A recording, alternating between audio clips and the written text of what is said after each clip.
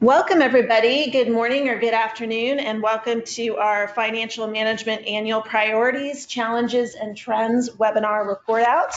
We're so glad that you could join us.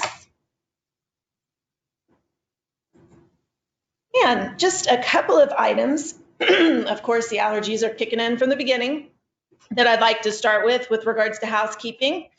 Wanted to let you know that audio is available through your computer or through your dial-in, and we do have all lines muted. And feel free throughout the presentation to submit questions and comments at any time. Pending the time, hopefully we'll have some time at the end to address the questions in the Q&A session that we've allocated at the end of the session. And finally, a link to the recording will be sent to all registrants via email within a few days. Okay, without further ado, I would like to make a couple of introductions to your speakers today.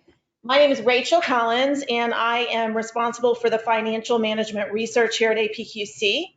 I actually have my PhD in human resources development, which I got back in 2016, and achieved my MBA in finance back in the mid-90s, really dating myself there. And I started my career as a financial analyst after my MBA. But just to give you a sense, I've been involved in finance function benchmarking and process improvement more generally since the late 90s. And I'm joined this afternoon by my colleague, Perry Wiggins. Perry brings with him more than a decade of experience in healthcare and nonprofit finance and accounting. Perry is our CFO, Secretary, and Treasurer at APQC. He's going to be commenting throughout on some of the implications of the study findings for the Office of the CFO. And just to let you know a little bit about Perry, he received his MBA in management and his Bachelor's of Science in Business Administration with an accounting concentration from Xavier University in Cincinnati. He's a licensed CPA, and he is a member of the Healthcare Financial Management Association. So we're very glad he could join us. So this is the agenda that we plan to cover for today's session. First of all, I wanted to give you a little bit of background and overview and context setting for the survey research that we did on annual priorities and challenges for the finance function. And then we broke that survey up into sections. And so we want to talk about what the respondents said were their top priorities for the finance function in 2021, what they believe to be some of the key challenges and risks for the finance function, what they said were their trending topics of interest in finance, and then conclude the session today with a bit about what they said were their finance budget expectations for the year, as well as their evaluation of their effectiveness as a function during the COVID scenario. And at the very end, I'd like to give you just a brief insights into our rough draft 2021 financial management research agenda. And again, hopefully we've got some questions, some time for questions at the end of the session, as well as a link to additional resources for your reference. So without further ado, let me give you some context about the project, a little bit of background about the study.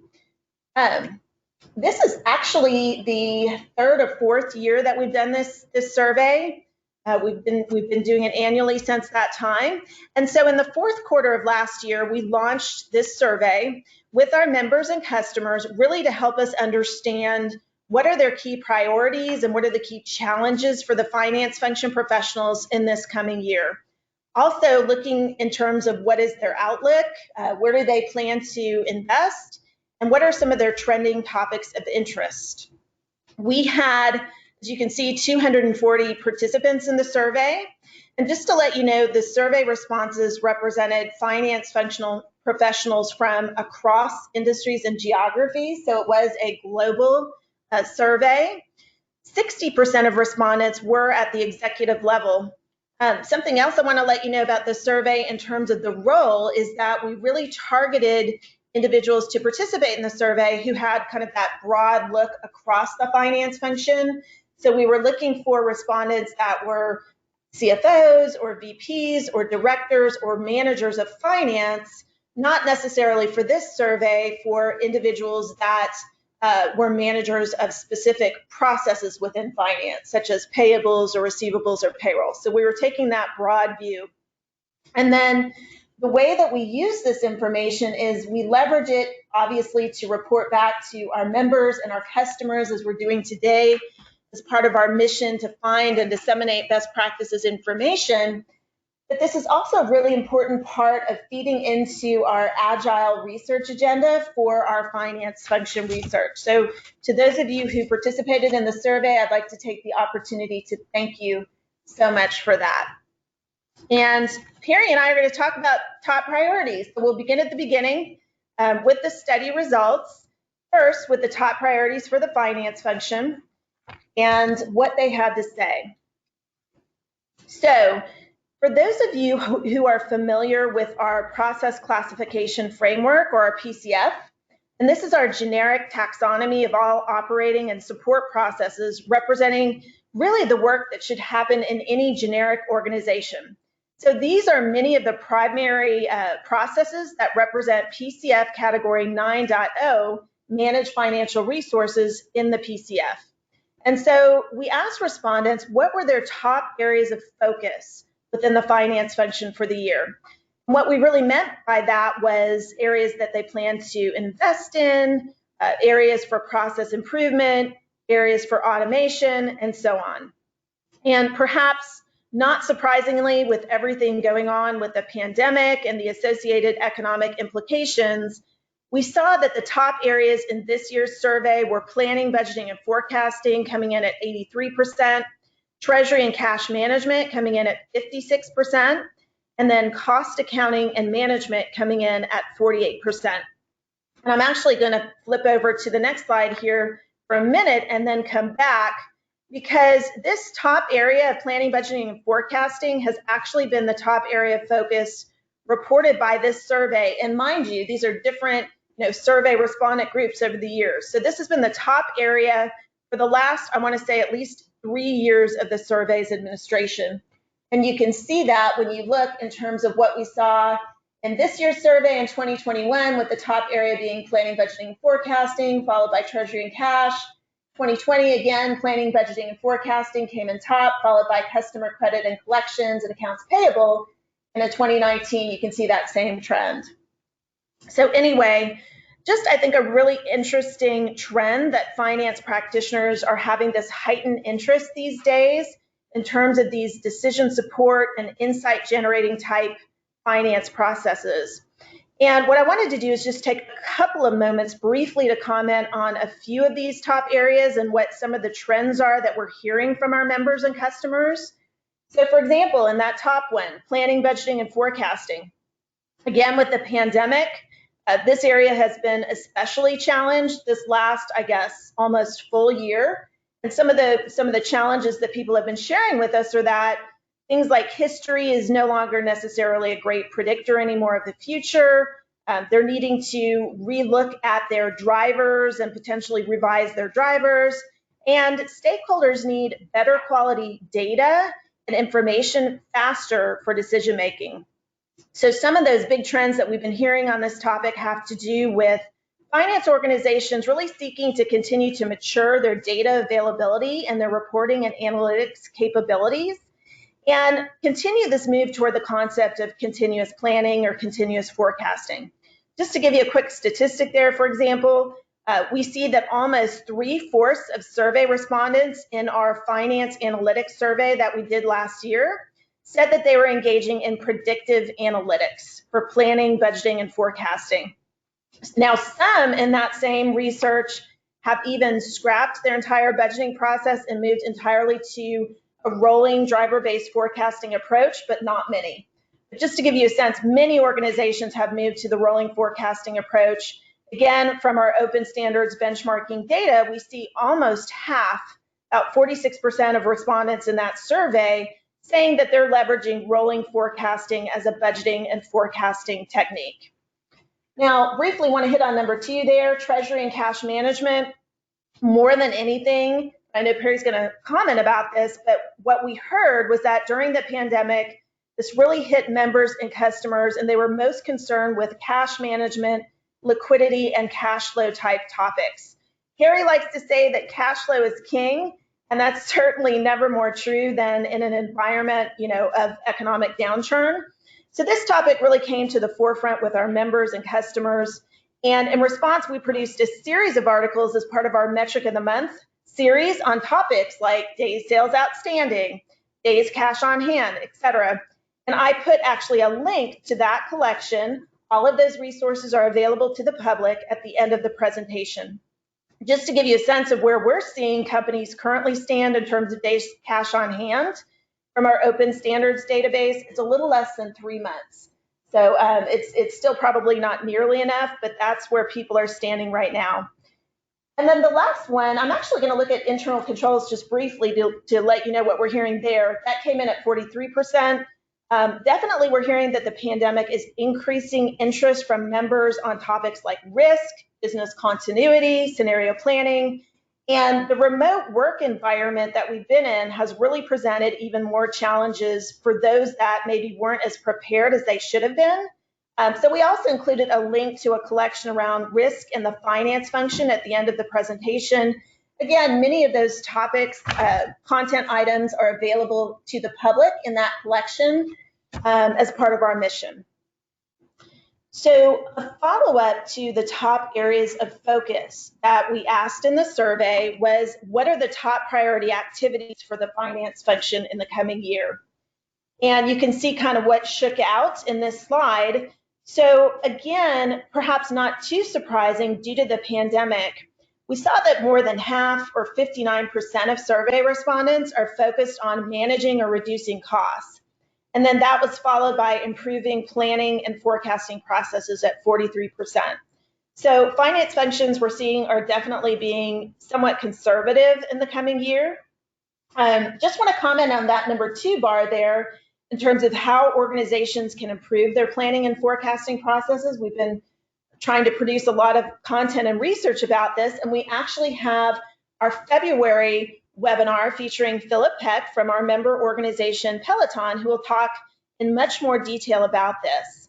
But from our standpoint, we recommend that first organizations understand where they stand today in terms of how long the process is taking, in terms of how they're spending their time, whether that's gathering and prepping data versus analyzing the data, in terms of how many people they have doing the process, and so on. Just to give you an example, in the next level FP&A study that we did a while back with the AFP, we found that FP&A teams at many organizations are still spending significant amounts of time on that pre-value added work, which is really going to affect their ability to provide that impactful analysis and reporting that helps drive optimized decision making. So once organizations understand where the FP&A process stands today, then naturally, as a benchmarking provider, we're going to recommend that they compare against the benchmarks both within and outside of their industry, again, referring you to our Metrics of the Month collection. And just wanted to give you a couple examples of organizations that we profiled over the last few years that have really been working to improve FP&A. You can read more about these on our site. But for example, Shell Upstream is an organization that we profiled in our next level FP&A study. And they moved much of their routine FP&A work to shared services centers. What this did for them was give them that greater uniformity in reporting and help them decrease the overall cost of FP&A's service to the organization. And that freed up the time of the team that was still on site with their business partners to better focus on business partnering and decision support.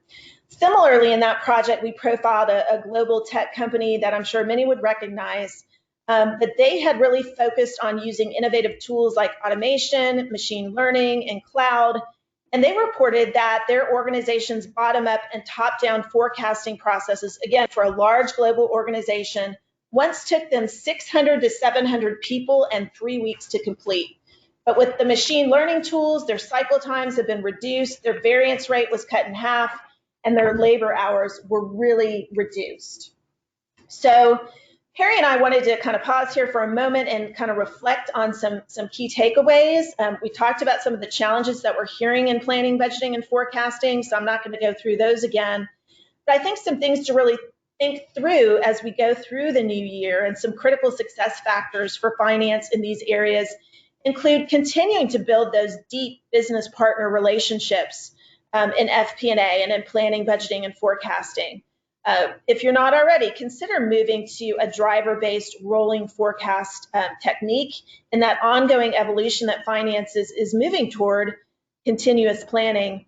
And then also this has skills implications in terms of thinking through continuing to understand what your skill levels are now and upskilling, not only in terms of technical skills, but keeping those soft skills fresh. So Perry, I know you had a few comments you wanted to make on this slide as well. Sure. Thank you, Rachel, and good morning, everyone, or good afternoon. It's a pleasure to be joining you, Rachel. Thank you for the invite.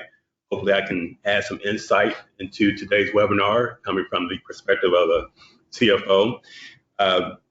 It's interesting to see some of these responses here. The big takeaway for me as a CFO is that 2020 changed my world, and I think for many people on this call, I'm sure it did as well. And I know we have a wide range of finance professionals on this call, from finance staff, accountants to CFOs. But I'm pretty sure that for all of us, March 2020 changed our world in terms of how we forecast and how we survive in some of our cases. How do we communicate that story to our boards or to our customers or to our investors or to our creditors? And one of the things that I take away from my experience in 2020 is that when my world changed, I spent a lot of time with my board. My meetings with my board of directors went from maybe once a month to maybe once a week, sometimes once a day. And that required me to be prepared to be able to answer many of their questions they had and address and alleviate some of the concerns they had for our organization. And to be able to do that, I had to have good forecasting.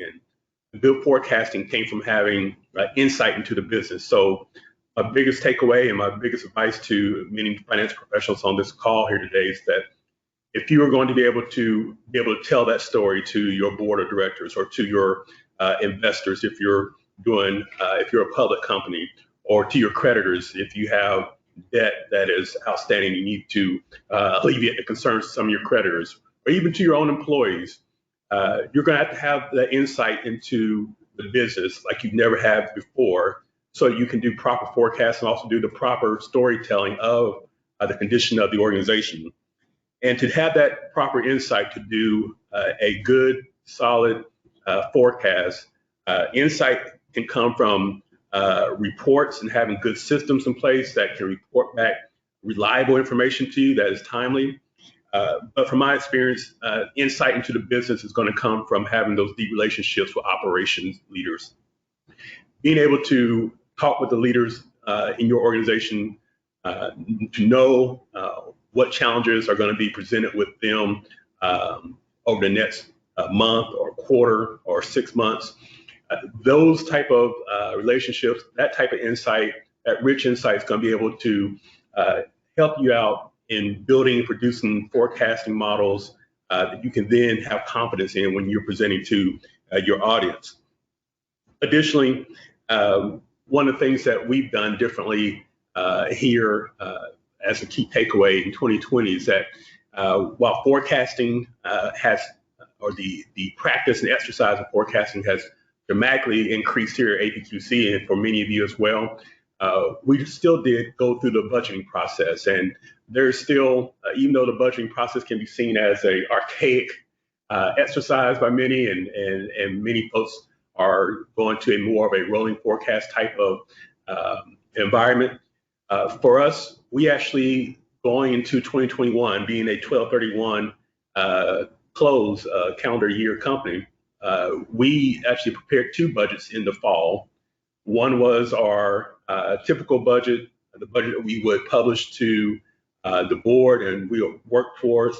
But we also, as a leadership team, created a best case budget that if things were to pick up faster than anticipated, if the vaccine rolls out better than we hope, that this is the number that we're going to be ambitious and hit and reach for. So even though it may be timely and archaic, I do believe that there's much value in the budgeting process, and that there is a discipline that comes out of producing a budget, whether it's your own personal budget for your home or whether it's here at your own company, having that discipline to go through the budgeting process and have your operations team produce a budget helps them grow as leaders as well. Lastly, Rachel, before you move on a previous slide, one huge takeaway for me was just to see that Treasury and cash management as a focus was in the top 3 this year, which before 2020 had never been a top 3 focus for this survey. I can tell you from personal experience, once March 2020 came along and we saw customers extending their time to pay, once we saw our investment balances crater, cash management became a hyper focus, not only on mine, but also my CEO and the board. And I'm sure for many folks on this call, cash management has now taken a different priority and different meaning in your world. Rachel can attest that since I've joined APQC, cash has always been a focus of mine coming out of a healthcare environment. But when I also joined APQC, I had the fortunate experience of having to go through Hurricane Harvey flooding our first floor and causing $1 million of damage here in our building. And that was a learning lesson about having proper reserves. And thankfully, we were able to take care of our repairs to the building that reached into the $3 million and be able to do that out of our own reserves without tapping into debt. And so having that experience of having proper reserves and being in a good place to weather a storm, we were prepared for a pandemic in March of 2020. Now, I hope we don't see another one. I hope we don't have another flood, but we do live in Houston and we do live in a crazy world. So we may have in 2021 a flood and another pandemic. So, but nonetheless, if that happens, because of the learned lessons that we've had here at APQC, we will be prepared from a reserve standpoint. So thank you, Rachel. Thanks, Perry. So those are some real lessons from the real world there. What I wanted to do is give you just a couple more examples before we talk about the challenges and risks. We talked about the skills and the need to think about that. One of the advantages at APQC working here is that we get to talk to a lot of different companies about a lot of different topics within finance. And on the skills piece, this comes from our recent study we did on delivering Treasury success in the next normal. We did a survey and we did interviews with Treasuries, with our SME who had very deep experience in Treasury. And these are some of the key themes of skills of the future that we saw needed for Treasury and finance. What we're seeing is that no longer is it sufficient just to have those technical finance, accounting, and in this case, Treasury skills. More and more finance professionals are expected to have that comfort level with technology, with analytics, with data, but as well as those perennially important soft skills, such as business partnering, such as growth orientation, such as agility. So I'll leave that with you. You'll get a copy of these, to refer to afterwards and for your reference. Another thing is we were talking about forecasting and the importance of that and how that really increased in importance over the last year. This, again, is from our Treasury study. And on the left, what we were seeing was that many organizations were forecasting, this is cash flow forecasting, more frequently perhaps than they did in the past. More than half in that survey said that they forecast on a monthly or more frequent basis. But in the chart on the right, we saw that accuracy was still a big struggle. Only 43% of survey respondents in that study said that they'd achieved a typical cash flow forecasting accuracy of 75% or higher. So in finance, we need to continue to leverage practices such as master data management, data quality, integrating our systems, and these emerging tools and technologies really to increase the efficiency and the effectiveness of our forecasts, while also continuing to bring up the comfort level, the familiarity, and the skills of finance professionals with regards to data and analytics on the technical side, and keep their comfort level and their training when it comes to business partnering and some of those soft skills like communications and collaboration on the soft skills side. So moving on to what the survey had to say about challenges and risks. We asked a series of questions about what are the biggest upcoming challenges survey respondents think they'll face, and what are the biggest risks that they're preparing for. And so beginning with the challenges, we asked the question, what are some of the biggest challenges that the finance function at your organization is facing in the coming year? And you could see that the top 3 were manual processes and a lack of enabling technology at 59%, a lack of integration of systems at 54%, and a lack of sufficient resources at 51%. I just wanted to make a couple of comments about some of those top selected challenges there. Number one, manual processes. I would say that probably one of the biggest contributors in our past analysis that we've done across studies. This is a contributor to inefficiencies, to long cycle time, to excess process costs, to process quality issues, and so on, is manual processes in finance. And this presented a particular challenge in the remote environment when people couldn't necessarily go into the office to process their paperwork. So actually, we have a slide that we're going to show you here in a minute, which gives some of the latest statistics from our Open Standards benchmarking database across some of those key transactional finance processes for automation. The other comments I wanted to make was around the non-integrated systems. And when it comes to systems, many of the organizations that we're talking to tell us that as part of their finance transformations, they're really working to rationalize, to standardize, to integrate, and to consolidate their systems as part of that effort. We've been doing that here at APQC as a small organization. But so, for example, we recently did a benchmarking study, which we reported out on in December, on finance shared services. And our subject matter expert in that project was Scott Madden. They are management consultancy and shared services experts. And in that study, we saw that finance shared service centers are increasingly consolidating their ERPs. In fact, a majority of the organizations in that study, 70%, said that they use between 1 and 3 ERPs, while only 2% leverage 7 or more. According to Scott Madden, in the past, they'd see clients that told them that they leverage 30 or even 40 ERPs, and that's becoming less and less common.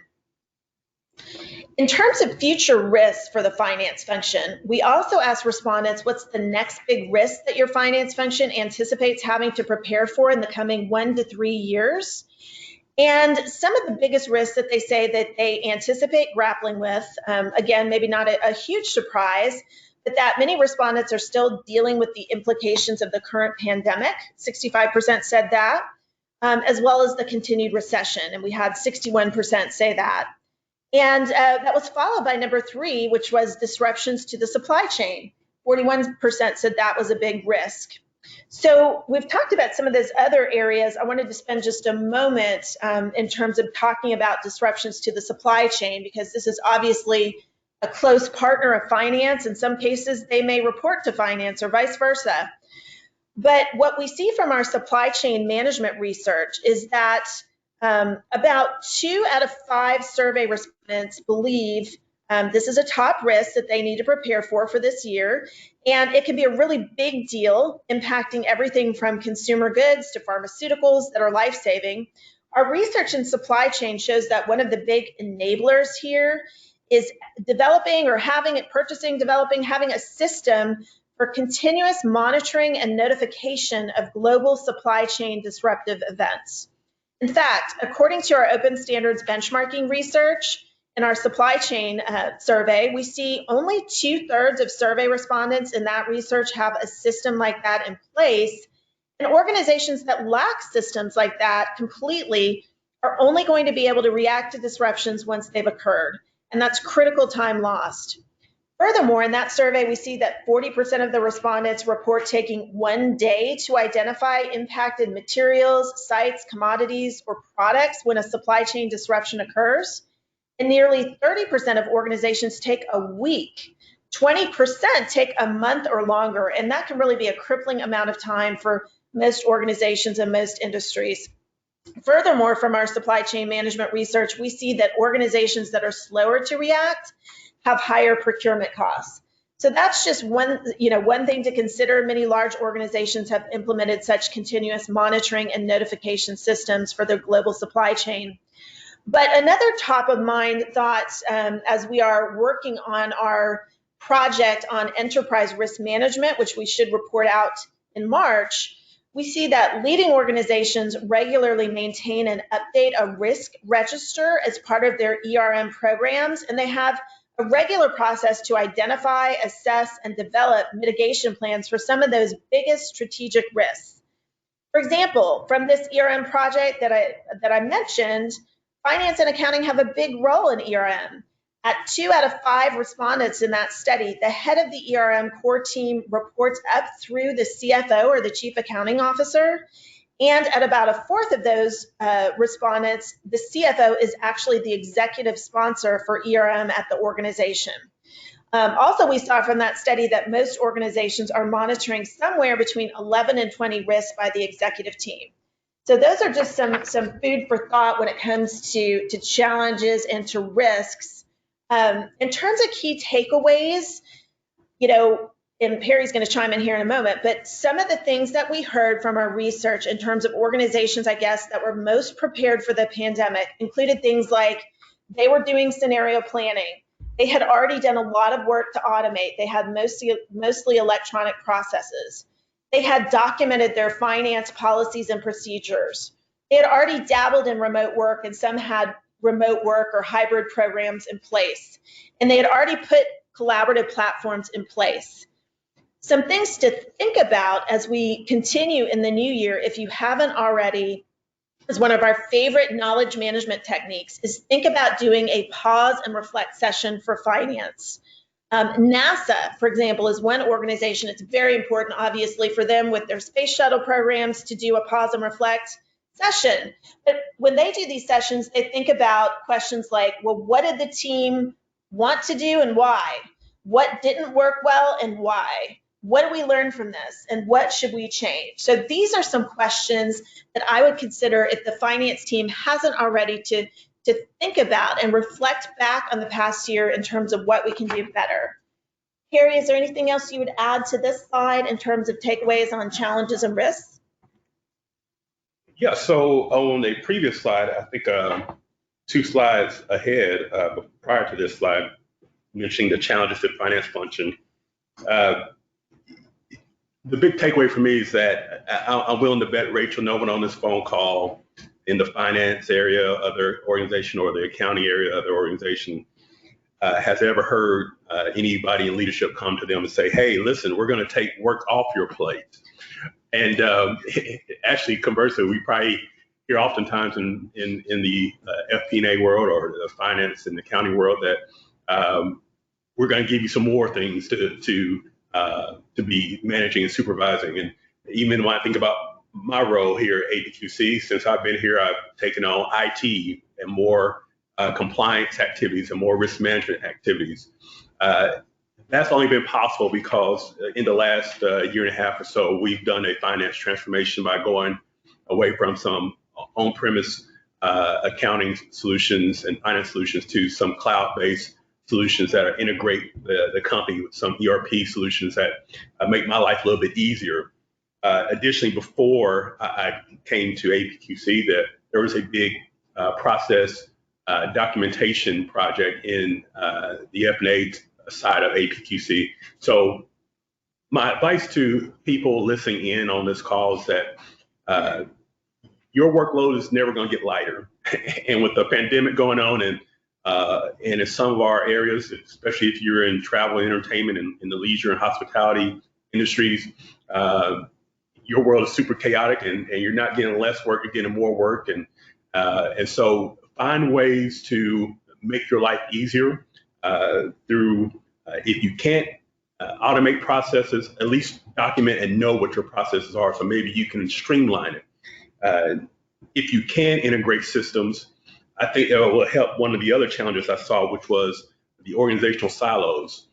In organizations that have systems that are not integrated, sometimes that can be one of the reasons, or one of the biggest reasons why you get organizational silos. But for us, having a more open and integrated ERP that we're using allows us to break down some of those silos in addition to the other work that I mentioned there. All right, excellent. Thanks, Perry. I also wanted to give you just a couple more examples here in the promised statistics as we talk about the challenge. And this relates to the top challenge of the manual processes and lack of enabling technology. So talking about organizations still struggling with manual processes in finance. Having electronic processes in place, I think, was a real enabler for finance during the pandemic when businesses had these mandated shutdowns.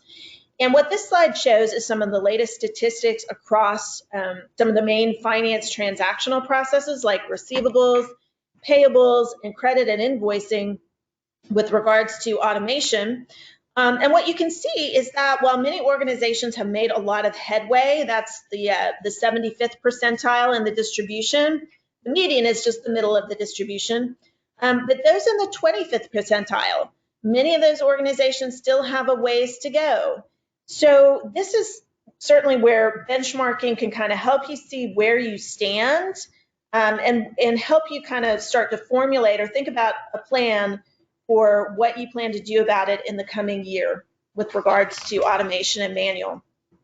Similarly, I mentioned earlier, having those clear, documented, and well-communicated policies was a critical success factor for finance and even beyond finance during the pandemic.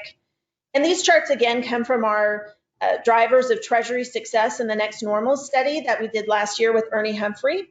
And what it shows is that in that survey, while most respondents had established a formal corporate treasury policy for the enterprise, that's the chart on the left, only 46% said that they had extensively communicated that policy, and only 53% said that it was extensively adhered to. So this indicates potential risk for respondents, in particular with regards to payments and fraud in this new remote reality. Bad actors have definitely been taking advantage of the situation for fraud. And when policies and communications aren't clear or people aren't following them, then they can come in and really take advantage of that situation at your organization. Now, finally, as you continue that onward march toward finance transformation and improvement in the coming year, we wanted to leave you with this slide just as a generic framework to think through, and then give you an example of what at least one organization was doing in terms of finance transformation. By the way, finance transformation is probably one of the biggest reasons why companies come to APQC to help them support their efforts with benchmarking and best practices. So this slide just kind of shows you a holistic framework and some questions or considerations to think about in your finance transformation efforts. Not just in terms of technology, which is where people often start, but in all of these different aspects, everything from strategy and structure, like how you're delivering the different processes, what you're outsourcing, if you're a large global service organization, are you leveraging shared services, but also your people processes. We talked about skills. But one area where companies oftentimes really fall down is on that change management piece. They forget about it entirely, or it's kind of half-baked. So also thinking about, Perry talked about processes, process mapping, standardization, documentation. Many of the organizations that we talk to are trying to think from an end-to-end approach, where if you improve something in one area of finance, you don't break something else in a different area of finance. And then, of course, your measures. Performance measurement is a big one. When you change processes in finance, think about the implications for people's measures, for the organization's measures. And are your performance improvement efforts aligned to your organization's goals and measures? So these are some considerations to evaluate for your finance function in each of those different categories. And this is just one example. We're not going to go into this in a lot of detail.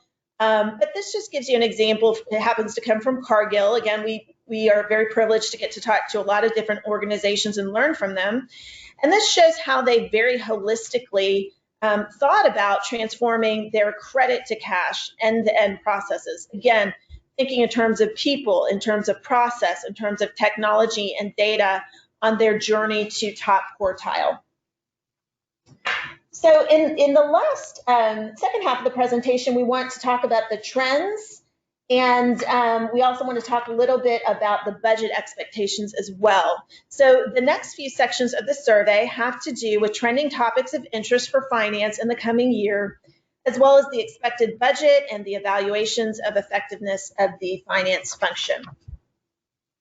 So beginning with trends, we also asked survey respondents about what are some of the biggest trends, innovations, or developments in terms of the anticipated impact on the finance function over the next 3 years.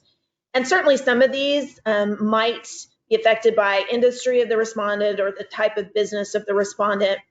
The top two that we highlighted there in light blue were big data and advanced analytics that came in at 55%, and then remote work and virtual collaboration for finance came in at 48%. I just wanted to make a couple of comments here, especially around big data and advanced analytics. Finance analytics actually was rated as both a top priority and a top challenge in last year's annual priority survey. So this topic is still a keen one of interest. In fact, from our finance analytics study that we did last year, we saw in that survey that interest in analytics within the finance function is on the rise, with 71% of that survey's respondents saying that their investment in analytics has been increasing over the last 3 years.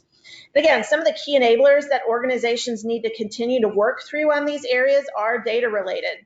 We saw again in that finance analytics study that more than half of those survey respondents said they were focused on things like data quality, standardized processes, and data access to a very great extent as key enablers of finance analytics. The second trend selected here was remote work or virtual collaboration for finance. And we actually have a series of questions where we drill down into this topic that we're going to talk through in a couple of slides. But I did want to make just a couple of comments about some of these other areas, particularly around emerging tools. For example, RPA, robotic process automation. That area, and what we're seeing from our research in terms of our open standards benchmarking, is that organizations are really already well down the path, or many organizations are well down the path in RPA. For instance, from our recent open standards benchmarking digital finance survey, we see that about 2/3 of survey respondents currently leverage RPA to at least some extent, but only 12% say its use is optimized. So they're well down the road, but certainly there's some opportunities for improvement. From the standpoint of AI and cognitive, because that's gotten a lot of buzz, and it's a little bit lower down, and I think because it's still more exploratory for finance. In fact, I think many packages already have some of this stuff built in, so people don't even know that they're using it, frankly. But just to give you some statistics from our open standards benchmarking planning and management accounting survey, we see that organizations are still more in the beginning stages with regards to cognitive capabilities. Only 30% in that survey say that they've rolled out or implemented cognitive, and another 46% say they're piloting or experimenting with it. But we do see survey respondents report a lot of benefits from these tools and technologies, especially in planning, budgeting, and forecasting, such as improved decision-making, reduced risk, and increasing performance insights. And again, I'm not going to dwell on this, but since business analytics or finance analytics was a hot trend from this study, I just wanted to give you one example of an organization they presented last year for us in our finance analytics report out. And they have developed a dedicated center for business analytics that they actually house within finance. The reason why they did that is because finance has a lot of data, and most of their decisions are made using data. So they really wanted to be able to dig into that data and use more advanced tools to help them get better information and support better decisions.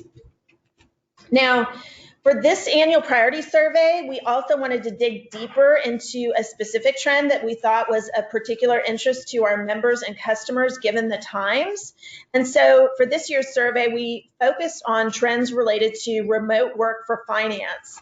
And we asked the respondents a series of questions on this topic.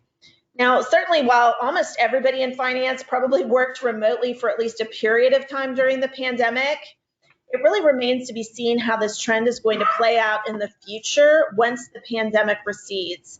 So one of the typical barriers to remote work is fear by management, perhaps, that employees aren't being productive at home. And so we asked a question around how respondents measure productivity of their finance function staff. And what we saw was about 3/4 of survey respondents are doing that through results. Now, we'll see, this may or may not, I guess, bode well for the future of remote work in finance. As you know, in many cases in finance, the resulting outputs of the work of finance should be pretty clear to measure in most cases, but we'll see how this plays out. We also asked respondents, and this is the chart on the right, how remote work has impacted the productivity of their finance employees. And we saw that survey respondents felt pretty positively about the impact of remote work on the finance function. You can see in the chart on the right that a little more than half said that remote work didn't affect their productivity. So finance staff were just as productive as they are in the office, but more than a quarter felt that remote work has actually increased the productivity of finance employees. And certainly some critical success factors to think through for remote work productivity for finance have to do with things like clear and documented policies. We've tried to hit that point home. Frequent communication, enabled collaboration tools, as well as mechanisms to keep your remote employees engaged.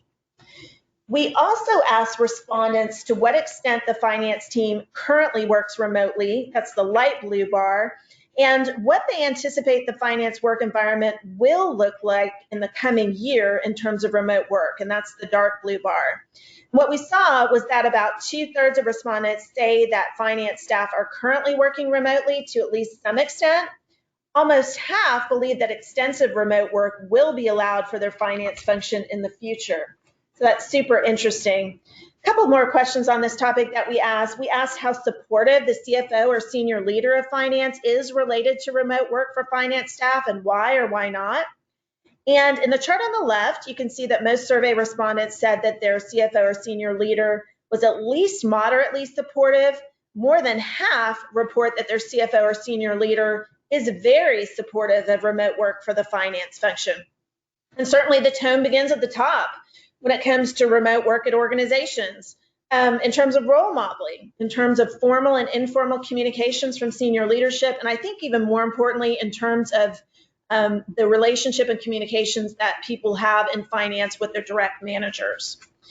In the chart on the right, we saw that about 3/4 of survey respondents felt that remote work is supported at their organizations. And I'm talking beyond the safety and health considerations, that we've had to be cognizant of as a result of the pandemic, that they're supportive due to the additional personal work and life balance that it offers. And then almost half felt that finance staff were happier given the opportunity to work remotely. On the other hand, for survey respondents who said that their CFO or senior leader of finance was not as supportive of remote work for finance, and this is not charted because it was so few, but the top reasons indicated were supporting processes and systems not being set up effectively, and an unsupporting organizational culture. So ultimately, the decision to allow, extend, or end remote work is going to be a product of an organization's culture, its strategy, its goals, and its business model. So a couple of takeaways before we talk about the budget and expectations and evaluation of effectiveness is that, again, the trend of finance analytics. This is something that merits organizations to think about if you've not already invested in this, and think about what skills do you have, what training or upskilling do you need, if any, and what are your technology capabilities. And then the other bit about, I think remote work has finally arrived. You need to make sure you have strong and clearly communicated policies. You need to be sure you have strong and documented processes. But a couple of things. Recognize that while there are many benefits, not all employees like to work remotely, and so striking that right balance is key. And you should definitely engage the expertise of your human capital business partners. It can certainly be a key recruitment when we recruit again, and retention benefit for finance. So Perry, any comments on these findings from the survey? Well, Rachel, I'll be real brief too, since we are coming close to the end of the hour. I want to make sure we get to some questions here. I would just say that remote work is here to stay. Even though I'm a fan of being in the office as much as possible, that's not the case for many employees, and that's a benefit that many employees enjoy. For the FP&A professional, the accounting professional, it can be a little bit difficult to do our jobs in a remote setting. I can tell you right now, we're going through our year-end financial statement audit with our auditors, and they are working remotely. And this remote environment for audit is not fun. I much rather be here where I can just show them documents versus me or my team scanning documents to them. But my biggest advice to this audience is that you have to kind of set the tone within the organization about when it's best to meet in person. Many of you, you don't have that option. You work in multi-location environments, multi-regional, multi-country, multinational environments. So you have to work in a remote setting and do your conference calls in Teams or Zoom or what have you. But for those of us who work in an environment where many of your colleagues are in a corporate office or in one city, there are some conversations that are best had in person. There's some problems, from my opinion, that are best solved when people come together and kind of in one setting and solve that issue together without the distractions that can present themselves sometimes from a remote video conference. So that would be my biggest takeaway and my advice to this audience here, Rachel. All right, excellent, thank you. Well, and so we wanted to conclude with this last batch of questions from the survey that had to do with the finance budget expectations, as well as an evaluation of the finance function's effectiveness. And so we asked a series of questions around these topics. In terms of expectations related to the finance function budget, you can see that that's pretty distributed there in the chart on the left. We saw a little more than a third of survey respondents indicated that their finance function budget is staying the same for this year. About a quarter indicated it will increase slightly. Another quarter said it'll decrease slightly. This is down from last year's survey, when over half of last year's priorities and trends survey participants said that they anticipated that the budget would increase. So again, I think it's just reflective of the theme from this survey that this year, finance function respondents are being pretty conservative and they're managing the expenses. We also asked some questions around the anticipated work environment in terms of hiring new finance staff, that's in the light blue bar, and finance staff employee activities like conferences, meetings, and travels, et cetera, that's the dark blue bar. And we saw that about half of respondents feel that the finance work environment will stay the same regarding hiring. Only about 1 in 5 said that they plan to increase hiring of finance function staff. In terms of finance function staff activities, we saw about a third anticipate employee activities will remain the same, but another third said it might increase. So I'm hopeful to go to that, maybe some conferences in the second half of the year. I'm hoping that that bodes well for that. Lastly, we wanted to end the presentation with some good news.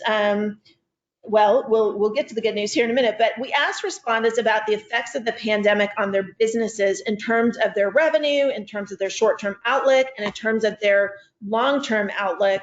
What we saw on the chart on the left there is about 2/3 of respondents said that the COVID-19 mandated shutdowns resulted in decreased revenue, probably not a huge surprise.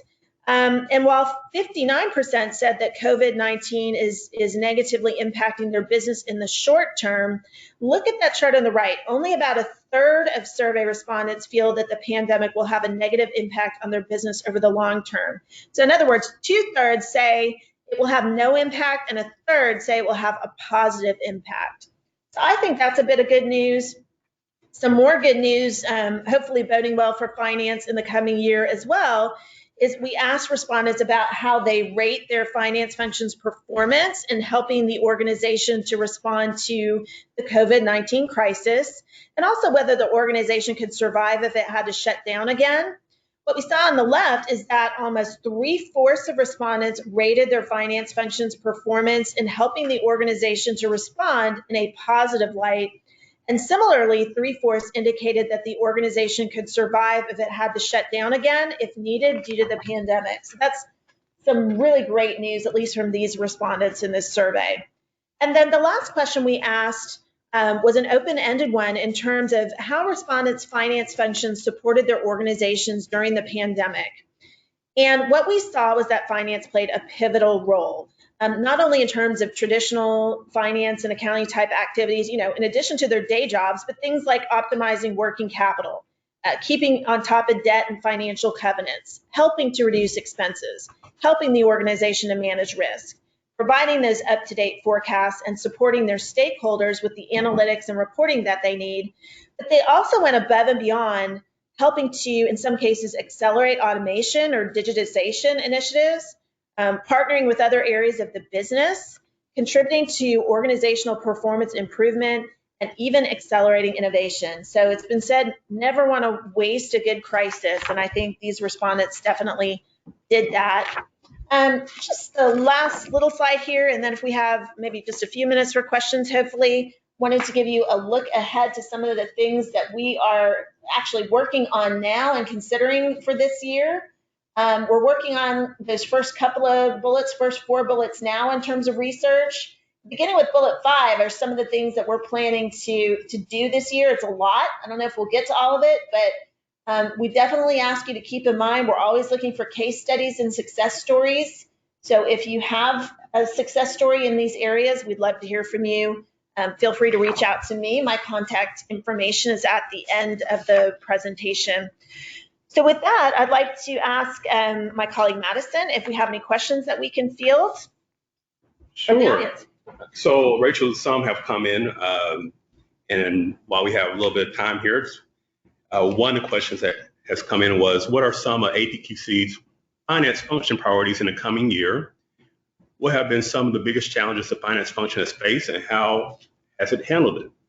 So, I can tell you, 2020 was some type of year between stock market crashes, wildfires, murder hornets, election year, Supreme Court fights, floods, homeschooling my kids because of school lockdowns, and a global pandemic.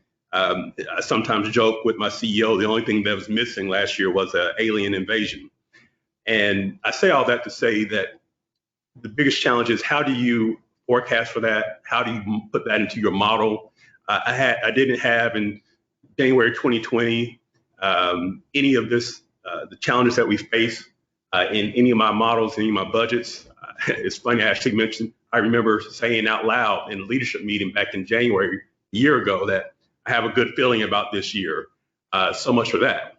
2020 showed us that it is very difficult to forecast for the very worst events. Here at APQC, we lost a significant amount of revenue from 2 profitable in-person events having to be canceled here in Houston due to health concerns and having to not have people, large gathering events taking place here. Those were things that were unforeseen. Those were things I couldn't model. But going forward, those are a type of worst case scenario planning that I have to be better at, and we all have to be better at for our organizations. I think we also had a question come in from Maribel, who asks, what would be the long-term impact on public and private industry finances because of COVID, health safety policies that could continue? So the biggest impact, just as a practical day-to-day change, is that I'm doing a lot more docu-signing between some of my contracts with vendors and customers. Instead of doing in-person negotiations or having conversations and talks with the bank or investors or the board, or working out contract agreements with customers or vendors in person. A lot of that is being done, like I said, like we're all pretty familiar with at this point, on video conferencing, and a lot of the execution of documents is actually occurring in a cloud-based solution. So I think some of the interpersonal skills that are needed in a finance role actually are being tested even more so, because it's one thing to build a relationship when you're in front of someone. It's very difficult to build relationships when it's just a voice on the phone or just a face through your Microsoft Teams. So I think that will have an impact there. Additionally, as I mentioned earlier, it's so key to have relationships with operations when you're going through your process of financial modeling and forecasting and budgeting. Having those conversations in person is now compromised as well as we try to work in safe and healthy environments. So hopefully I understood the question there for you, and we answer that. Yeah, I think, thanks, Perry. I think, and we definitely appreciate the questions. If there are other questions that people had, go ahead and send those to us. And what we will do is we will endeavor to respond to those in the follow-up email, because we are actually at our time. And so what I wanted to do is thank everybody so much for joining us. Thanks to Perry for providing that real world view of what happens in the life of the CFO and what his priorities and trends are for our own organization from the Office of the CFO. And also wanted to leave you with some additional resources that I mentioned on these topics. The first is the actual survey summary report for this project. So if you want to dig into that a little bit more, we talked too fast for you or whatever, that's available to the public. So feel free to reference that. And then some of the other studies that I mentioned, the finance analytics, the risk collection, the metrics of the month collection. Also, have a link there to our navigating remote work collection from our human capital function. So with that, I've left you with my contact information. We'd love to hear from you. As I mentioned, any case studies or success stories, let us know. And please stay tuned for our webinar next month on planning, budgeting, and forecasting, featuring a member organization and guest speaker, Peloton. We look forward to that. So with that, everybody have a great afternoon, a great day, and we look forward to talking to you soon. Thank you.